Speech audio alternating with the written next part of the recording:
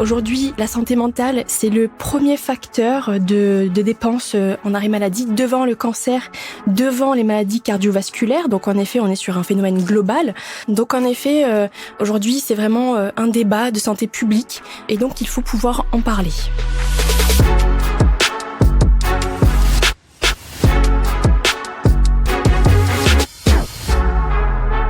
Alors que la santé mentale a été décrétée grande cause nationale, une question se pose de plus en plus, celle de la santé mentale dans nos entreprises. Et oui, vous l'avez compris, dans ce nouvel épisode de Prefcast, le podcast prévention au cœur du travail, il sera question de santé mentale au travail. Un sujet ô combien d'actualité quand on sait que 42% des salariés sont en détresse psychologique modérée et 15% en détresse sévère selon les chiffres 2024 d'Opinionway. Alors, comment fait-on pour concilier travail et bien-être ? Notre santé mentale au travail doit-elle vraiment nous inquiéter ? Comment faire pour travailler toute sa vie sans y perdre son énergie ? Autant de questions auxquelles nous allons tenter de répondre avec notre invitée du jour, Katia Dir. Bonjour Katia. Bonjour César. Merci beaucoup d'être là aujourd'hui, d'avoir accepté notre invitation. Merci à vous. Bienvenue, du coup, Katia. Vous êtes psychologue du travail chez Prevlink, je le disais dans l'introduction, un métier un peu méconnu du grand public, sans vous faire offense, bien sûr. Alors, racontez-nous, c'est quoi votre métier, votre job au quotidien ? Alors, mon rôle aujourd'hui en tant que psychologue du travail, c'est vraiment de pouvoir agir sur la santé mentale au travail, la préservation de la santé mentale des salariés au travail et également d'agir sur le principe d'amélioration des conditions de travail. Donc, il y a deux versants, c'est à la fois sur le collectif, donc j'accompagne au quotidien des adhérents ou des représentants d'adhérents sur leur politique de prévention des risques psychosociaux et au niveau individuel, ça va être de pouvoir accompagner les salariés qui sont en situation de souffrance au travail. Donc je leur offre un soutien et puis si je vois qu'il y a besoin, je les oriente pour du soin ou vers les acteurs du maintien en emploi. On va rentrer bien sûr dans le détail de ces deux pans de votre métier. Vous l'avez dit, le pan collectif et le pan individuel. Mais avant ça, je parlais un petit peu d'effets de mode ou en tout cas d'un phénomène qui est très moderne aujourd'hui du côté de la psychologie, de la santé mentale dans les entreprises. On entend parler de ça en tout cas de plus en plus et pas qu'au travail d'ailleurs. Est-ce que pour vous justement c'est un effet de mode ? Est-ce que la situation est vraiment inquiétante ? Est-ce qu'on peut parler d'épidémie, de burn-out par exemple, comme on peut lire dans certains médias ? Alors en effet, ce n'est pas un effet de mode. On parle d'épidémie, mais ce n'est pas quelque chose de contagieux. Mais c'est vraiment un effet global qu'on observe avec une augmentation en effet de ces problématiques-là présentes. Et donc on peut entendre, on peut parler de burn-out, d'épuisement professionnel, on peut parler de conflits, on peut parler de bore-out, de perte de sens au travail. Et donc en effet, on remarque qu'il y a de plus en plus ce sujet qui revient. Voilà, on en parle un peu plus. Mais voilà, et ce qu'il faut comprendre, c'est que ça prend différentes formes. Il n'y a pas qu'une seule forme de souffrance, ça peut prendre différentes formes. Oui, j'ai donné le burn-out comme exemple parce que toujours selon l'étude d'Opinionway, 30% des travailleurs sondés déclarent avoir été ou être actuellement en situation de burn-out. C'est pour ça que je prenais cet exemple particulier, mais est-ce que vous en avez d'autres à nous donner de symptômes ou en tout cas, je ne sais pas si on peut dire de maladies ou de branches de la psychologie mentale ou de la santé mentale au travail autre que le burn-out, d'autres exemples ? Comme ce que je disais, donc ça peut prendre différentes formes et c'est vrai qu'on connaît un peu plus les conséquences sur la santé, moins les causes. Et en effet, sur les conséquences, on connaît souvent le burn-out, on en parle énormément, c'est un sujet qui revient, mais voilà, c'est pas que le burn-out, ça peut aussi être lié à une perte de sens au travail, ça peut être aussi lié à des conflits au travail, et donc c'est ça aussi qui peut générer ces dimensions de souffrance au travail. Pardon, vous l'avez dit, c'est pas forcément un effet de mode, mais vous l'avez dit, on en parle de plus en plus. Comment vous expliquez qu'on en parle de plus en plus, justement ? Alors, on en parle de plus en plus, mais ce n'est pas un phénomène nouveau. Il faut comprendre que la santé mentale, on en parle depuis longtemps. C'est déjà des préoccupations qui étaient déjà présentes. Et puis, avec les chiffres aujourd'hui, comme vous en avez cité quelques-uns, on constate maintenant quelque chose, un phénomène global. Donc aujourd'hui, il y a une évolution de la prise de conscience de la santé mentale. Il faut savoir qu'auparavant, c'était vraiment le parent pauvre des risques professionnels. Et voilà, c'était vraiment relégué au second plan. Et aujourd'hui, Maintenant, l'institution, le gouvernement en parle plus. C'est devenu une grande cause nationale aujourd'hui, suite au constat qu'on a pu en faire. Donc là, un salarié sur 4 se dit être en situation de souffrance au niveau de la santé mentale. Aujourd'hui, la santé mentale, c'est le premier facteur de dépenses en arrêt maladie devant le cancer, devant les maladies cardiovasculaires. Donc en effet, on est sur un phénomène global. Donc en effet, aujourd'hui, c'est vraiment un débat de santé publique et donc il faut pouvoir en parler. Vous avez parlé justement de ces différents symptômes, de ces différents pans qu'on peut retrouver dans les souffrances mentales au travail. Moi, j'ai envie de parler aussi plutôt de la multiplicité des salariés, des secteurs. Est-ce que ça touche particulièrement les hommes? Est-ce que ça touche particulièrement les femmes? Est-ce que ça touche plus les cadres que les ouvriers? Est-ce qu'il y a une inégalité au niveau de ces problèmes-là?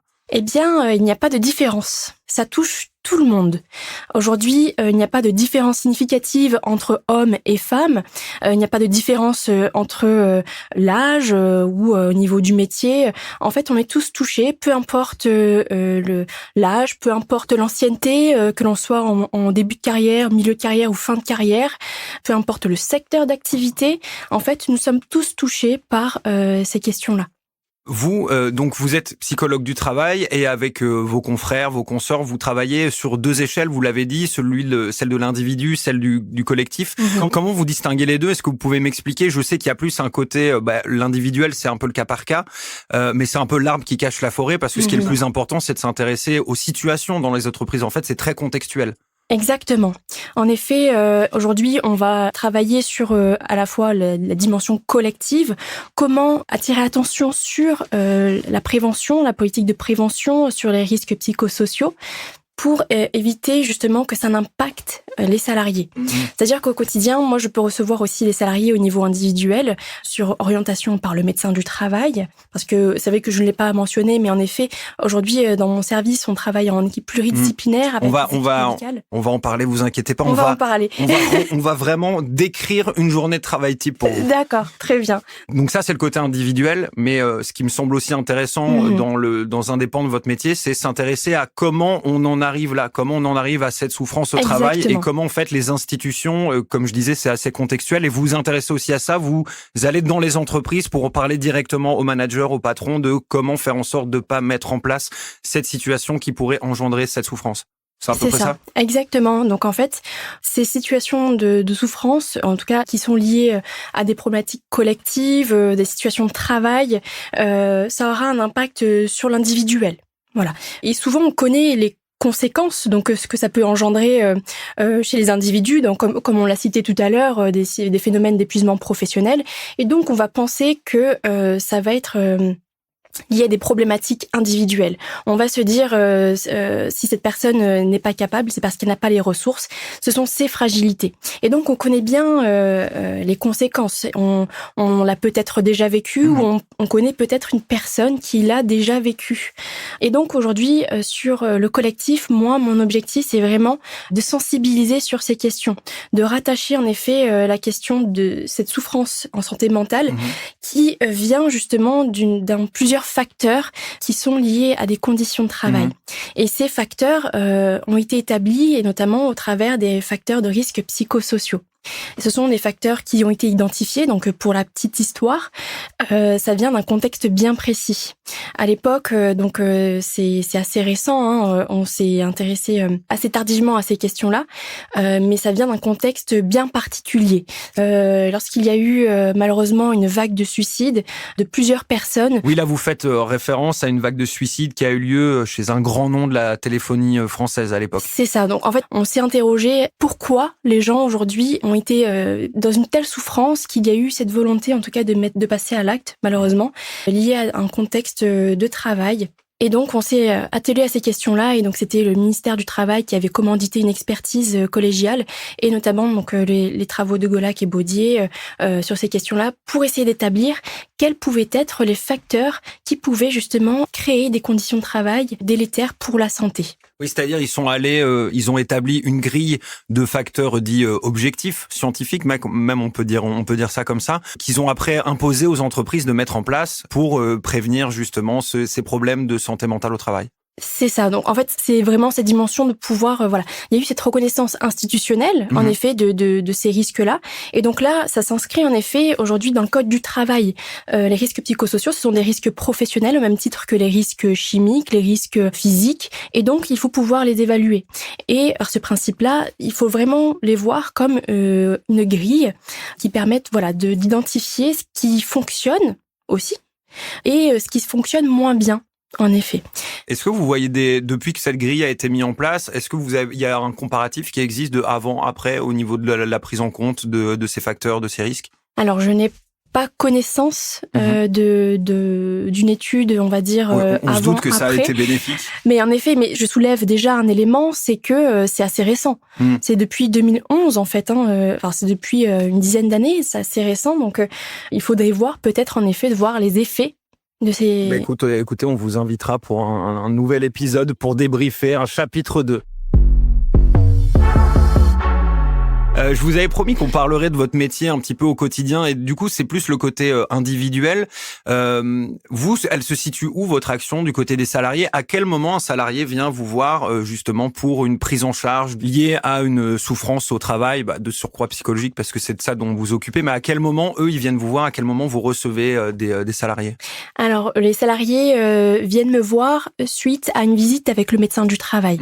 Le médecin du travail fait une évaluation médicale et clinique et puis s'il identifie justement qu'il y a un besoin en tout cas d'écoute, il peut orienter le salarié vers notre service. Enfin, vers notre service de soutien. Il y a une visite médicale et le médecin du travail dit oui ou non, je vais vous envoyer voir Katia et vous allez voir, ça va bien se passer. C'est ça. Alors, il faut savoir que je ne suis pas seule. On est une équipe de 7 psychologues et nous sommes répartis en fonction de certains secteurs.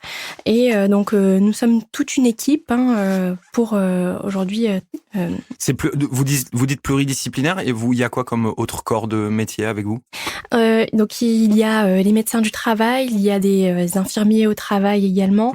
Il y a aussi des préventeurs techniques et également des préventeurs spécialisés comme des ergonomes, des toxicologues, des métrologues. On est vraiment... Voilà, des métrologues? Oui.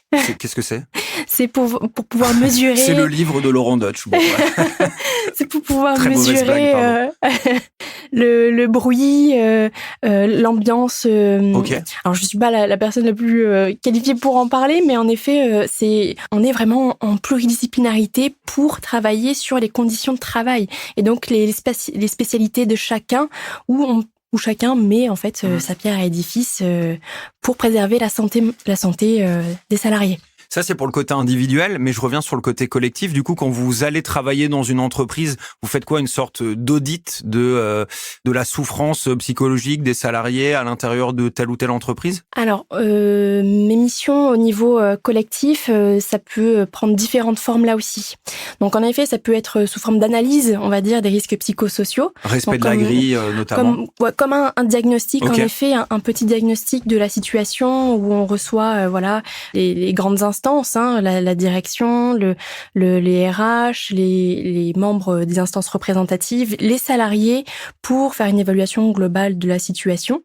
C'est aussi des actions de sensibilisation sur la thématique des risques psychosociaux, la thématique des violences sexistes et sexuelles, par exemple, sur... ces différentes thématiques en lien avec la santé mentale au travail et les risques psychosociaux. Ça peut être aussi une aide à l'évaluation du document unique sur le versant des risques psychosociaux également.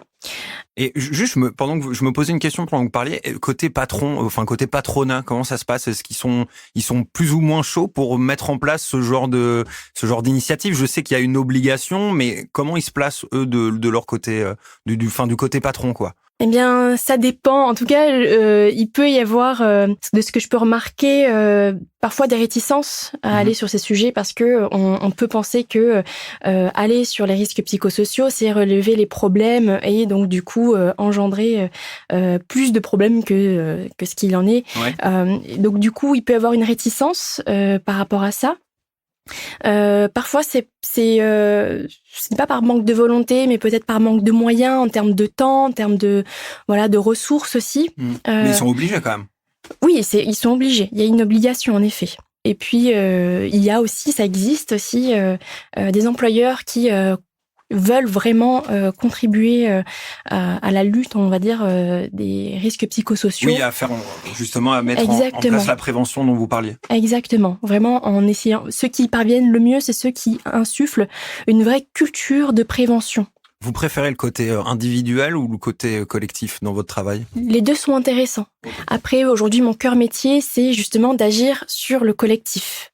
C'est vraiment, vous voyez, c'est un petit peu, on peut accompagner justement sur les conséquences au niveau individuel, mais au mieux on se positionne sur le collectif, on va dire sur les causes, et mieux on va pouvoir être plus centré, voilà, sur le cœur métier, sur ce qui se passe, sur l'activité, l'organisation. C'est tout l'intérêt. Vous l'avez bien sûr dit, ça existait avant, les souffrances psychologiques au travail. Ça a toujours existé, mais est-ce que vous avez pas l'impression que aujourd'hui il y a une multiplicité des cas, ou en tout cas ce côté épidémique dont on parlait tout à l'heure, parce qu'il y a une forme du travail moderne qui rend les choses encore plus compliquées pour les salariés ? Plus importante, je ne sais pas, mais en effet, c'est lié à une dimension systémique, on va dire, sur les conditions de travail, les organisations. Le phénomène de contagion, ce n'est pas, voilà, c'est pas épidémique parce que c'est pas contagieux. En fait, vous avez complètement raison. Ma question a pas beaucoup de sens, dans le sens où moi, je veux absolument faire une comparaison avec avant, mais en fait, vous l'avez dit, ça fait que depuis 10 ans qu'on se retrouve à avoir des stats un peu précises sur le sujet, quoi. Mais c'est ça. Et en fait, aujourd'hui, au mieux, on arrivera à sortir de la configuration que la santé mentale n'est pas liée aux individus, aux individualités, mais bien justement aux conditions de travail. Au mieux, on arrivera à répondre à ces situations. Alors justement, c'est quoi les conseils que vous pouvez donner et aux entreprises et aux salariés justement pour se prévenir de potentielles souffrances au travail ? Au niveau du collectif, c'est vraiment de favoriser une culture de prévention. Et je fais un parallèle avec ce que disait le docteur Jouini dans le premier épisode. En effet, c'est une culture en effet de prévention des risques psychosociaux, c'est-à-dire d'insuffler dans les valeurs de l'entreprise, dans les pratiques. C'est quelque chose qui s'entretient. Donc, on va agir sur l'organisation du travail, sur l'activité. On va donner un peu plus la parole aux salariés, travailler sur la communication. On va essayer de pouvoir construire quelque chose, et il ne faut pas hésiter à relever les problèmes. Il faut aller à bras-le-corps en fait. Travailler sur la prévention des risques psychosociaux, ce n'est pas que pointer du doigt les problématiques. C'est aussi d'être dans cette démarche d'amélioration, de relever aussi ce qui fonctionne. Il y a aussi des choses qui existent, qui fonctionnent et qui permettent aujourd'hui que les salariés puissent se développer, se réaliser. Et donc ça, on peut pas le faire si on ne fait pas l'évaluation en fait de l'activité. Et donc c'est ça, c'est par cette évaluation de l'activité, de l'organisation de travail qu'on peut voir déjà ce qui fonctionne moins bien, et donc du coup de mettre le doigt sur ce qui fonctionne moins bien, qu'est-ce qu'on peut apporter. C'est ce principe d'amélioration. Est-ce que vous pensez que dans le futur, c'est possible, alors bien sûr, ça dépend de la taille des entreprises, mais qu'il y ait une sorte de cellule psychologique à l'intérieur d'entreprises, on va dire, qui dépassent 100 salariés ? Est-ce que c'est quelque chose qui est souhaitable, possible à mettre en place ? Ça existe déjà. Alors, ça dépend de la taille. En effet, plus la taille de l'entreprise va être grande, plus les moyens vont débloquer pourront être conséquents aussi. Mais en effet, il peut y avoir maintenant des métiers dédiés. Donc il y a dans des entreprises où il y a une personne qui va avoir cette responsabilité-là, responsable de prévention, alors que ce soit sur les risques professionnels et y compris les risques psychosociaux. Mais c'est pas happiness manager, quoi. On n'a rien contre les happiness managers, mais c'est pas la même chose, quoi. C'est pas la même chose. Ce n'est pas la même chose. En effet, là, c'est vraiment d'être sur l'organisation du travail et moins sur les salariés. J'ai un exemple. Oui, je vous en prie. C'est par exemple l'élément de surcharge de travail. Donc on peut se dire que on est en surcharge de travail, mais la surcharge de travail, ça peut dire beaucoup de choses et en même temps ça reste assez vague. Et si on va justement sur l'activité réelle des personnes, on va essayer d'identifier de quoi il s'agit, en fait, de quoi on parle quand on parle de surcharge de travail, et avec notamment l'évaluation des risques psychosociaux, on va pouvoir comprendre qu'en fait la personne, quand elle parle de surcharge de travail, c'est lié à une mauvaise définition du poste, un manque de clarté de la tâche, elle ne sait pas ce qu'on attend d'elle, ou il y a une mauvaise répartition du périmètre. Et donc du coup, voilà, c'est ça en fait. C'est au mieux, on va essayer de voir l'activité, ce qui se passe, et le réel aussi de ce que fait la personne. Il faut identifier ça. Et en plus, ce qui est compliqué, c'est que souvent le salarié ne se rend même pas compte qu'il est dans cette situation-là. Exactement. Et du coup, quel conseil vous pourriez donner à un salarié, alors pas forcément sur cet exemple précis, mais quel conseil vous pourriez donner à un salarié pour qu'il arrive à se rendre compte que, par exemple, en fait, il est malheureux au travail ou qu'il souffre psychologiquement à son travail, et pour qu'il puisse allier, justement, concilier son job et son bien-être mental? En tant qu'individu, on est vraiment, on a chacun sa petite histoire. Voilà, c'est ça en fait la santé mentale. C'est on vient au travail avec un bagage, on vient aussi avec notre perception du monde et un rapport au travail qui est différent d'une personne à l'autre. Ce que je conseille en général, c'est déjà de faire un état des lieux, un bilan sur son rapport au travail, de voilà, est-ce que ça nous convient, qu'est-ce qu'il nous faudrait de plus, de quoi est-ce qu'on a besoin, et d'être aussi vigilant sur des signaux faibles. Des signaux faibles, si jamais on est en difficulté, le corps parlera toujours. Mmh. Et donc ces signaux, ça peut être ces signaux de symptômes de stress chronique, des symptômes de stress, c'est-à-dire l'irritabilité, les troubles du sommeil, les troubles digestifs, une perte de motivation, une perte d'envie, et ça peut se voir aussi sur la performance, lorsqu'il y a un changement de comportement. Et donc c'est ça en fait. Aujourd'hui, chacun est libre de pouvoir organiser sa trajectoire de vie comme il le souhaite et de placer le travail. Le travail, ça peut être vraiment central dans la trajectoire de vie des personnes. Et donc chacun peut choisir combien de temps on souhaite allouer au travail. Le problème, c'est lorsque ça devient subi. Katia, on arrive vers la fin de cet épisode qui est absolument passionnant. Je pourrais continuer à parler de ça avec vous pendant très longtemps. Avant de terminer, on va faire un petit... Est-ce que vous avez écouté les épisodes précédents? Est-ce que vous savez comment ça se termine les épisodes de ce podcast? Oui, alors c'est par les petites questions, voilà, c'est ça? Exactement. Alors, est-ce que vous êtes prête? Oui, je suis prête. Pour vous, vaut-il mieux un bon psy ou un bon poste?